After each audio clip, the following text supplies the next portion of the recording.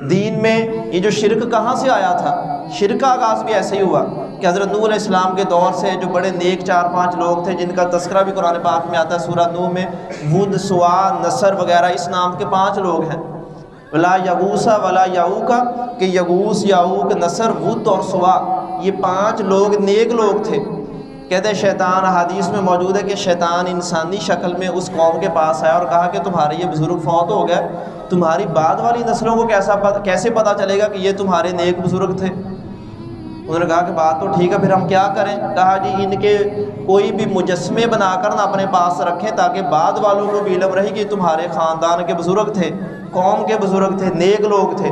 انہوں نے ان کے مجسمے یا جو بھی ڈمیاں کچھ بھی کہہ لیں وہ بنا کر رکھ لیے۔ 1 نسل، 2 نسل، 3 نسلیں گزری، بعد والوں نے سمجھا کہ یعنی جب وہ گھروں میں پڑے ہیں، متبرک ہیں، آتے جاتے کوئی جھکتے ہیں، سلام کرتے ہیں، متبرک سمجھتے ہیں، تو بعد والوں نے اسی سے کہتے ہیں کہ دنیا میں بت پرستی کا آغاز ہوا تھا۔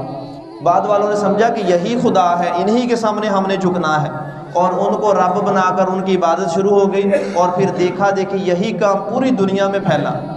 اور ہمارے ہاں مطلب ایسی رسم و رواج، فلاں کی یہ تصویر ہے جی، فلاں کی اس وجہ سے یہ اس تصویر کو رکھنے سے برکت ہوتی ہے، یہ کام بت پرستوں کے کام تھے جو آج ہمارے اندر بھی ہیں۔ اور اسی طرح دنوں کو منانے کے کام، یہ کوئی دین میں ثابت شدہ امر نہیں ہے۔ دین تو پوری زندگی کے لیے ہے، یہ کوئی ایک دن تھوڑی ہے کہ ایک دن میں یہ کام کر لیں، باقی ساری زندگی ہمیں پرواہ ہی نہ ہو کہ اللہ کا دین کیا حکم دیتا ہے۔ اس لیے دین یہ ہے کہ پورے دین پر عمل کریں۔ یا ایھا الذین آمنوا ادخلوا فی السلم کافہ، اللہ فرماتے ہیں ایمان والو اللہ کے دین میں پورے کے پورے داخل ہو۔ یہ کوئی ایک دن کے لیے دین نہیں ہے کہ ایک دن یہ عمل کر لیا اور ٹھیک ہے، حق ادا ہو گیا۔ ایک دن نبی علیہ الصلوۃ والسلام کی محبت میں جشن نکال لیا اور سارا سال نبی کے ساتھ محبت کا حق ادا ہو گیا، یہ کام ہمارے دین کے مزاج کے خلاف ہے۔ دین یہ ہے کہ ہر روز اللہ کے بندے بن کر زندگی گزاریں، ہر روز ایسے ہی سمجھے کہ میں اللہ کا بندہ ہوں اور اس کا ماتحت ہوں، میں نے ہر عمل اللہ اور اس کے رسول کے حکم کے مطابق کرنا ہے۔ اور شعبان کا پورا مہینہ روزوں کا اور عبادت کا مہینہ ہے، نہ کہ کسی ایک دن ہے۔ سارے کا سارا سال، سارے مہینے، سارا وقت اللہ کے بندے بن کر گزاریں گے تو ہم اللہ کے بندے ہیں۔